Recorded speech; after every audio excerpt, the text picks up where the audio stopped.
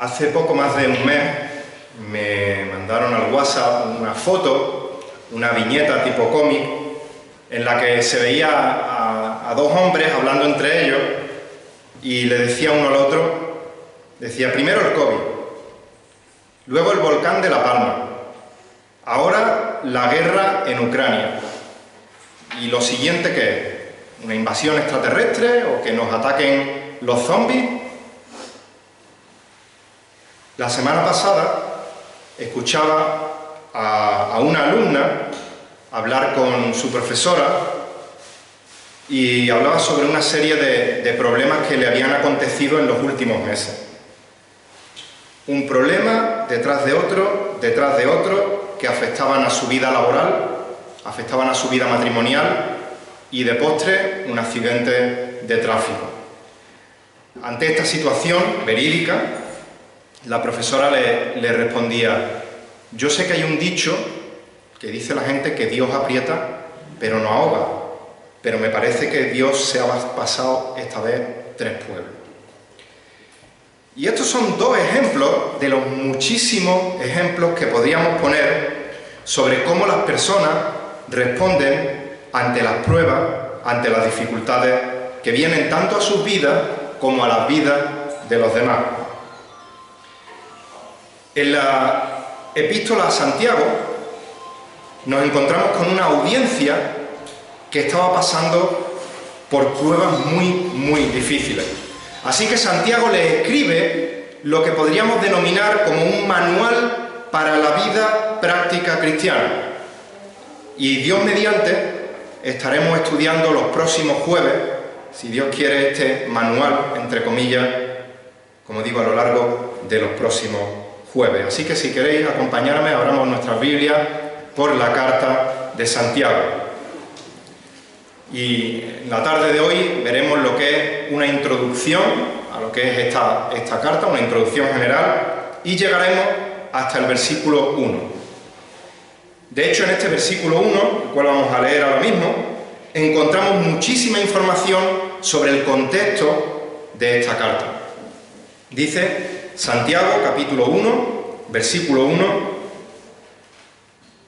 Santiago, siervo de Dios y del Señor Jesucristo, a las 12 tribus que están en la dispersión, saludos, o salud, dice la Reina Valera.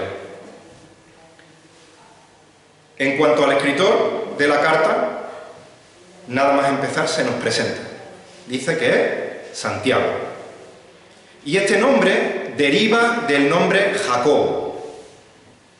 En el Nuevo Testamento encontramos varias personas diferentes con el nombre de Jacobo. La pregunta es, ¿cuál de estos Jacobos es el que escribió esta carta? Y de todos ellos solo hay 2 que cumplen con las características necesarias para poder haber escrito esta carta. Son Jacobo, el hermano de Jesús, y Jacobo, el hermano de Juan, hijo de Zebedeo. Y aquí un breve paréntesis me gustaría abrir. El hecho de que uno de estos 2 Jacobos fuera el hermano de Jesús muestra que no es cierto, aunque todos lo sabemos, pero bueno, es bueno aclararlo, muestra que no es cierto el dogma católico que mantiene que María se mantuvo virgen durante el resto de su vida. La palabra de Dios nos muestra en Mateo 1:25, dice que María se conservó virgen hasta el nacimiento de Jesús, pero luego tuvo hijo e hija con José. Lucas 2:7 dice que María dio a luz a su hijo primogénito. Lo envolvió en pañales, le acostó en un pesebre porque no había lugar para ellos en el mesón. Al llamarle primogénito, está especificando que es el primero en nacer, el primero de otros. Si no hubiese dicho unigénito, el único hijo nacido de esta mujer. Pero es que además la Biblia nos dice explícitamente que María tuvo hijos, que Jesús tuvo hermanos y hermanas. En Mateo 13:55, Marcos 6:3, leemos que tuvo hermanos con el nombre de Jacobo, José, Simón, Judas, y además este Marcos 6:3, también menciona, aunque no por nombre de pila, a las hermanas de Jesús. Y el apóstol Pablo en Gálatas 1:19 llama a Jacobo el hermano del Señor. Así que, aclarando este falsos dogmas católicos. Cerramos el paréntesis y continuamos con el escritor de la carta. Y en cuanto al escritor de estos dos Santiagos que cumplen las características como para poder haber escrito esto, solo nos queda una posibilidad, ya que Jacobo, hermano de Juan, hijo de Zebedeo, murió martirizado antes de la fecha de escritura de esta carta. Vemos cómo muere martirizado en Hechos capítulo 12, versículo 2, así que el único escritor probable de esta carta es Jacobo, el hermano de Jesús. ¿Dónde y cuándo escribe esta carta? Bueno, pues con toda probabilidad escribe desde Palestina. Y las fechas probables de escritura de esta carta es entre el año 44 y 49 después de Cristo. Por lo cual sería el primer libro que se escribió del Nuevo Testamento. Esta fecha es apoyada porque no hace ninguna referencia al Concilio de Jerusalén, el cual presidió este Santiago, el cual fue alrededor del año 49 después de Cristo. Lo vemos en Hechos capítulo 15. Y no hace referencia alguna a los gentiles, por lo tanto, con toda probabilidad fue escrita antes de este concilio. ¿Quiénes son los destinatarios de esta carta? Bueno, pues nos lo dice también este versículo 1. Dice que Santiago dirige su carta a las 12 tribus que están en la dispersión. Recordamos cuando Salomón termina su reinado, Israel se divide en 12 tribus. Por su parte hay dos tribus, Benjamín y Judá, que forman el reino del sur, llamado generalmente como Judá, y las 10 tribus restantes, el reino del norte, que es el reino de Israel. Este reino del norte es atacado por Asiria, es deportado, y el remanente que queda de estas 10 tribus baja a Judá. Así que en la zona de Judá se mantienen estas 12 tribus de Israel. Pero con el tiempo, Judá también es invadida por los babilonios, es llevada al cautiverio, Jerusalén es destruida. Por tanto, cuando Santiago está escribiendo aquí a judíos cristianos, ninguno tenía, y diciendo a las 12 tribus, ninguno tenía en su DNI fulanito de tal de la tribu de Zabulón, menganito de tal de la tribu de Aser, o de Leví, o de Gad. Así que al hablar de estas 12 tribus que estaban en la dispersión o en la diáspora, está englobando de manera general a todos los judíos creyentes que estaban fuera de Palestina. Algunos de estos judíos, de esta dispersión, habían abandonado Palestina voluntariamente, se habían mudado por trabajo, por lo que fuera, pero los destinatarios, la audiencia principal de esta carta de Santiago, son los judíos que tuvieron que huir forzosamente de Palestina por causa de su fe, debido a la persecución por parte de Herodes Agripa I. Lo vemos en Hechos capítulo 12. Muchos no pudieron huir, muchos fueron asesinados, pero otros vieron cómo tenían que dejar atrás sus casas, sus posesiones, su familia, su cultura y salir huyendo con lo puesto para salvar sus vidas. No sé si os suena esta situación, pero por desgracia es una situación que vemos a lo largo de la historia de la humanidad en diferentes países del mundo y por desgracia ahora, por cercanía, en Ucrania, como estamos viendo. No entendemos por qué Dios permite esta guerra de Ucrania, este conflicto de Ucrania, de la manera que esos judíos creyentes de aquella época no entenderían por qué, si ellos estaban siguiendo y obedeciendo al Dios verdadero, por causa de esa fe, tenían que salir escopetados porque eran perseguidos para ser muertos. Pero si nosotros miramos a la historia hacia atrás, vemos que esta dispersión, esta diáspora de estos judíos, hizo que ellos se repartieran por todo el Mediterráneo, tanto por el sur de Europa como por el norte de África. Y hubo una época donde el norte de África brillaba por su evangelio, donde la palabra de Dios era predicada con poder en el norte de África. Los pilares del cristianismo estaban fuertemente asentados en el norte de África. Padres de la Iglesia son del norte de África. Y día a día, almas y almas eran salvadas en el norte de África gracias a esta dispersión de aquellos judíos que fueron forzados a salir de Palestina. Así que vemos cómo Dios da respuesta a por qué tuvieron que salir de Palestina. ¿Quién sabe? si Dios usará esta dispersión de los ucranianos para proclamar su evangelio de la misma manera. No lo sabemos. Pero lo que sí sabemos es que Dios es soberano. Dios está bajo el control de todas las cosas. Y todo lo que hace Dios lo hace con un propósito bueno y con un propósito perfecto. Ahora bien, aunque sabemos que Dios hizo bien con esta dispersión, con esta diáspora, no podemos olvidar el sufrimiento que tuvieron en aquel momento esos creyentes y las duras pruebas por las que estaban pasando. Y es por ello que Santiago le escribe este manual para la vida práctica cristiana. Y esto nos lleva al tema de la carta de Santiago. Esta epístola de Santiago ha sido comparada con la literatura sapiencial. Y más concretamente se ha equiparado en muchas partes al libro de Proverbios. Pero es complicado establecer un hilo argumental en esta carta como podríamos hacerlo de manera más sencilla con las cartas del apóstol Pablo. Llegamos a las cartas paulinas y vemos muchas veces la estructura que la primera mitad de la carta es puramente doctrinal y de la mitad de la carta hasta el final aproximadamente es la exhortación a la aplicación práctica de la doctrina que Pablo ha ido exponiendo en esa primera mitad. Pero Santiago es difícil de estructurar porque trata multitud de temas, algunos de los cuales empieza a lo mejor comentando al principio muy brevemente y luego en otra parte de la carta los desarrolla.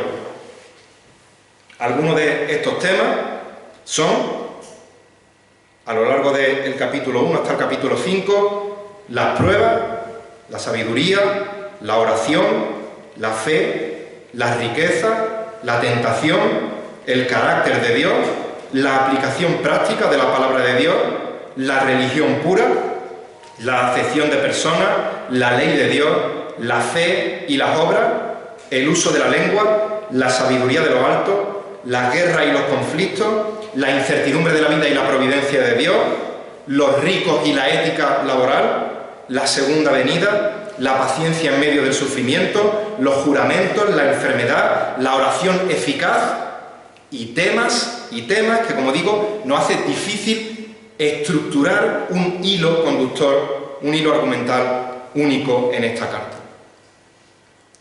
Otra característica de los temas que se tratan en esta carta es que vemos una tremenda similitud al Sermón del Monte. Recordemos que Santiago, Jacobo, era el hermano de Jesús, él había estado con Jesús, había crecido con Jesús. Y como digo, hay una tremenda similitud con el Sermón del Monte. Y vamos a leer bastantes textos, pero hay bastantes más de los que no vamos a leer. Santiago 1, 2. Tened por sumo gozo, hermanos míos, el que os halléis en diversas pruebas. Mateo 5, 10 y 11. Bienaventurados aquellos que han sido perseguidos por causa de la justicia, pues de ellos es el reino de los cielos. Bienaventurados seréis cuando os insulten y persigan y digan todo género de mal contra vosotros falsamente por causa de mí. Santiago 1:4. Y que la paciencia tenga su perfecto resultado para que seáis perfectos y completos sin que os falte de nada. Mateo 5:48. Por tanto, sed vosotros perfectos como vuestro Padre Celestial es perfecto. Santiago 1:9. Pero que el hermano de condición humilde se gloríe en su alta posición. Mateo 5:3. Bienaventurados los pobres en espíritu, pues de ellos es el reino de los cielos. Santiago 1:22. Sed hacedores de la palabra y no solamente oidores que se engañan a sí mismos. Mateo 7:21 al 23. No todo el que me dice Señor, Señor, entrará en el reino de los cielos, sino el que hace la voluntad de mi Padre que está en los cielos. Muchos me dirán en aquel día, Señor, Señor, ¿no profetizamos en tu nombre, y en tu nombre echamos fuera demonios, y en tu nombre hicimos muchos milagros? Y entonces les declararé, jamás os conocí, apartaos de mí los que practicáis la iniquidad. Santiago 2:5. Hermanos míos, amados, escuchad. ¿No escogió Dios a los pobres de este mundo para ser ricos en fe y herederos del reino que Él prometió a los que le aman? Mateo 5:3. Bienaventurados los pobres en espíritu, pues de ellos es el reino de los cielos. Santiago 3, 10 al 12. De la misma boca proceden bendición y maldición. Hermanos míos, esto no debe ser así. ¿Acaso una fuente por la misma abertura echa agua dulce y amarga? ¿Acaso, hermanos míos, puede una higuera producir aceituna o una vid higos? Tampoco la fuente de agua salada puede producir agua dulce. Mateo 7, 15 en adelante. Cuidado de los falsos profetas que vienen a vosotros vestidos de ovejas, pero por dentro son lobos rapaces. Por sus frutos los conoceréis. ¿Acaso se recogen uvas de los espinos o higos de los abrojos? Así, todo árbol bueno da frutos buenos, pero el árbol malo da frutos malos. Un árbol bueno no puede producir frutos malos, ni un árbol malo puede producir frutos buenos. Santiago 3, 17 y 18. Pero la sabiduría de lo alto es primeramente pura, después pacífica y amable, condescendiente, llena de misericordia y de buenos frutos, sin vacilación, sin hipocresía, y la semilla cuyo fruto es la justicia se siembra en paz por aquellos que hacen la paz. Mateo 5:9. Bienaventurados los que procuran la paz, pues ellos serán llamados hijos de Dios. Santiago 4:4. Oh almas adúlteras, ¿no sabéis que la amistad con el mundo es enemistad hacia Dios? Por tanto, el que quiere ser amigo del mundo se constituye enemigo de Dios. Mateo 6:24. Nadie puede servir a dos señores, porque o aborrecerá a uno y amará a otro, o se apegará a uno y despreciará al otro. No podéis servir a Dios y a la riqueza. Santiago 4:10. Humillaos en la presencia del Señor y Él os exaltará. Mateo 5, 3 al 5. Bienaventurados los pobres en espíritu, pues de ellos es el reino de los cielos. Bienaventurados los que lloran, pues ellos serán consolados. Bienaventurados los humildes, pues ellos heredarán la tierra. Santiago 4, 11 y 12. Hermanos, no habléis mal los unos de los otros. El que habla mal de un hermano o juzga a su hermano, habla mal de la ley y juzga a la ley. Pero si tú juzgas a la ley, no eres cumplidor de la ley, sino juez de ella. Solo hay un dador de la ley y juez que es poderoso para salvar y para destruir. Pero tú, ¿quién eres que juzgas a tu prójimo? Mateo 7, 1 y 2.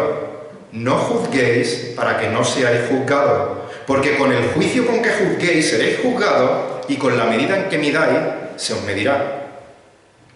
Santiago 5, 2 y 3. Vuestras riquezas se han podrido y vuestras ropas están comidas de polilla. Vuestro oro y vuestra plata se ha oxidado. Su herrumbre será un testigo contra vosotros y consumirá vuestra carne como fuego, en los últimos días que habéis acumulado tesoro. Mateo 6, 19 y 20. No acumuléis tesoros en la tierra, donde la polilla y la herrumbre destruyen, y donde ladrones penetran y roban, sino acumulaos tesoros en el cielo, donde ni la polilla ni la herrumbre destruyen, y donde los ladrones no penetran ni roban. Santiago 5, ya vamos por el capítulo 5. Versículo 10. Hermanos, tomad como ejemplo la paciencia y aflicción a los profetas que hablaron en el nombre del Señor. Mateo 5:12. Regocijaos y alegraos, porque vuestra recompensa en los cielos es grande, porque así persiguieron a los profetas que fueron antes que vosotros. Santiago 5:12. Y sobre todo, hermanos míos, no juréis ni por el cielo, ni por la tierra, ni con ningún otro juramento. Antes bien, vuestro sí sea sí, y vuestro no, no, para que no caigáis bajo juicio. Mateo 5, 33 al 37. También habéis oído que se dijo a los antepasados: no jurarás falsamente, sino que cumplirás tus juramentos al Señor. Pero yo os digo, no juréis de ninguna manera ni por el cielo, porque es el trono de Dios, ni por la tierra, porque es el estrado de sus pies, ni por Jerusalén, porque es la ciudad del gran rey. Ni jurarás por tu cabeza, porque no puedes hacer blanco o negro ni un solo cabello. Antes bien, sea vuestro hablar sí, sí, o no, no. Y lo que es más de esto, procede del mal. 13 versículos comparados y, como digo, hay 20 algo versículos que podríamos estar leyendo en esta carta. Pero esto hablando del tema, si tuviésemos que decir, dentro de la dificultad de esta estructura de diferentes temas, un tema central de esta epístola, podríamos decir que el objetivo de Santiago al escribir esta carta es que los lectores pudieran hacer un autoexamen de sí mismos para ver si su fe era una fe salvífica, auténtica o no lo era. El saludo en este versículo 1. Santiago termina esta introducción con un saludo muy peculiar. Saludos. O como dice Reina Valera, salud. Y esta breve salutación era un saludo muy común en el griego secular. En el original esta palabra salud, saludo, significa regocijarse, significa alegrarse. Y yo creo que Santiago esperaba que estas palabras de esta carta fueran de regocijo, fueran de alegría, cuando los verdaderos creyentes pudieran autoexaminarse y tener la seguridad de que su fe era verdadera, de que su salvación era completa. Y he dejado para el final, a propósito, la presentación que hace el escritor de sí mismo. Dice: Santiago, siervo de Dios y del Señor Jesucristo.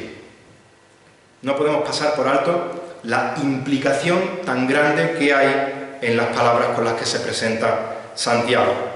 Por un lado nos habla de la humildad de Santiago. Santiago podía haberse presentado en esta carta como Santiago, líder de la iglesia en Jerusalén.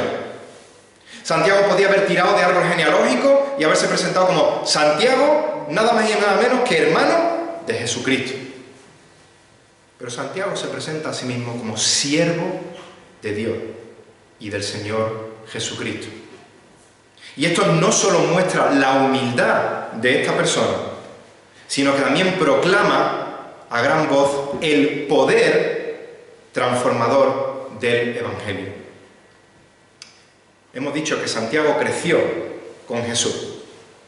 Santiago vio de primera mano el testimonio de su hermano. Vio de primera mano la vida perfecta y sin pecado de este Jesús que convivía con él.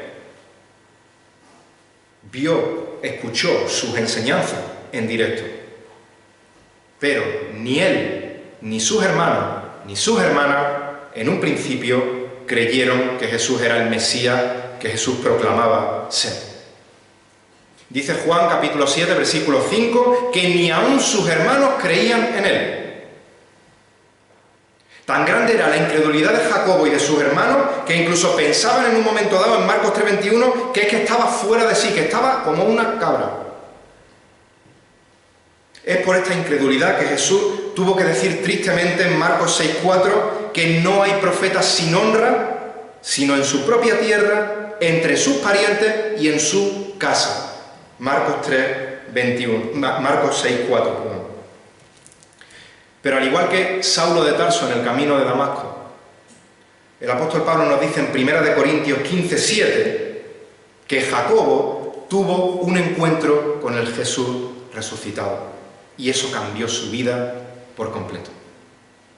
Santiago pasó de ser el hermano incrédulo de Jesús a ser el siervo de Dios y del Señor Jesucristo. Y esta palabra siervo, doulos, ya la hemos estudiado en otras ocasiones, la hemos mencionado. El doulos era un esclavo que no tenía derecho absoluto sobre su vida, sino que estaba su vida completamente bajo el dominio de su amo. A diferencia de otras palabras que también se traducen en español como esclavo y que también se utilizaban para hacer referencia a esclavos, como por ejemplo aquellos que no podían acometer una deuda y se ofrecían a sí mismos como esclavos para que un amo les comprase y poder pagar su deuda, el doulos nacía esclavo. De manera que tras el encuentro de Jacobo con Jesús resucitado, tras el encuentro de Santiago con el Evangelio hecho carne, Santiago nació de nuevo por gracia, por medio de la fe en Jesucristo. Y nació como nacemos el resto de los hijos de Dios. Nacemos esclavos de nuestro Señor. Ser siervo del Señor, ser doulos de Dios, no era algo humillante para el judío, sino que era considerado un honor para el judío.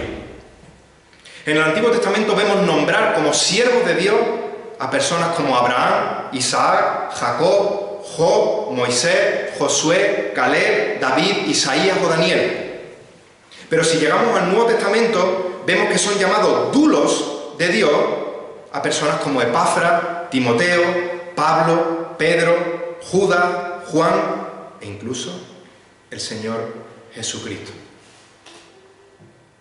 Ser siervo de Cristo es un honor para los hijos de Dios, pero no porque nos haga honorables, sino por el honor a quien servimos, el cual es digno de todo el honor, al Dios verdadero. La única grandeza a la que podemos aspirar los cristianos es a ser esclavos de Dios. Es por eso que Pablo nos dice en 2 Corintios 10:17 que el que se gloría, que se gloríe en el Señor. Y este servicio fiel y obediente y continuado de Santiago fue transformando progresivamente el corazón, la vida de este hombre, de modo que llegó a ser conocido con el sobrenombre de Jacobo el Justo, por su vida de justicia, por su vida de piedad. Santiago colaboró con los apóstoles y llegó a ser uno de los líderes principales de la iglesia de Jerusalén, aquel que no creía que su hermano en su casa era quien decía ser el Mesías. Después de que Pedro es liberado milagrosamente de la cárcel por un ángel del Señor, cuando Jacobo, el hermano de Zebedeo, fue muerto, leemos que Pedro le dice a aquellos que estaban orando, en Hechos de los Apóstoles 12:17, por él, le dice que le informaran de lo que estaba aconteciendo, de lo que le había pasado a él, primeramente a Jacobo y luego a los hermanos, lo que denotaba la posición de liderazgo que tenía Jacobo. Era el primero al que debían de darle esta noticia. Hemos dicho Santiago, en Hechos 15 vemos cómo preside el concilio de Jerusalén. Este concilio se había convocado principalmente para decidir si la salvación requería de la obediencia a la ley mosaica o si la salvación era solamente por gracia por medio de la fe. Santiago respalda en este concilio las palabras de Pedro acerca de la salvación de los gentiles por gracia únicamente por la gracia de Dios. Y Santiago fue el que decidió el resultado del concilio. Lo vemos en los versículos 12 al 21 de Hechos capítulo 15. Cuando Pablo visita Jerusalén, dice que Jacobo, junto con Pedro y con Juan, eran considerados como columnas de la iglesia allí. Gálatas capítulo 2, versículo 9. Y como la mayoría de los apóstoles y muchos de los fieles creyentes, seguidores de Cristo de la iglesia primitiva, Santiago murió martirizado por causa de su fe alrededor del 62 después de Cristo. Santiago murió martirizado por ser siervo de Dios y del Señor Jesucristo. Es increíble el poder transformador del Evangelio. Y si aún tú no estás en Cristo, si aún tú no eres un dulos del Señor, siento decirte que sigues siendo un dulos, sigues siendo un nacido esclavo, porque has nacido esclavo del pecado. Y eso tiene la consecuencia de que eres enemigo de Dios. Y eso tiene la consecuencia de que tu destino final es la condenación por la eternidad en el infierno. Pero hoy es día de liberación de ese pecado, de esa esclavitud, de esa condena eterna. Corre por fe hacia el Cristo resucitado con el cual tuvo un encuentro Jacobo, con el cual tuvo un encuentro Saulo de Tarso.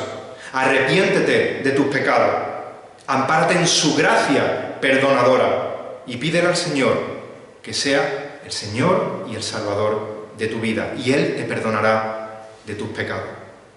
Te salvará inmediatamente, te hará nacer de nuevo, te dará un corazón nuevo y regenerado y te regalará el don de la vida eterna. Y a los que somos creyentes, a los que somos verdaderamente libres, gocémonos del privilegio que tenemos de ser llamados hijos de Dios. Gocémonos del honor que tenemos de ser llamados hijos de Dios, pero presentémonos al mundo como siervos de Dios y del Señor Jesucristo. No nos creamos superiores a nadie. Vivamos nuestra libertad en Cristo como sus esclavos, como sus siervos, siendo conscientes del honor que tenemos de pertenecer a su familia, siendo conscientes del privilegio que tenemos de poder servirle a Él, de ser herramientas útiles en sus manos y que Él nos pueda usar para su gloria y para extensión de su reino. Que el Señor bendiga su palabra. Amén.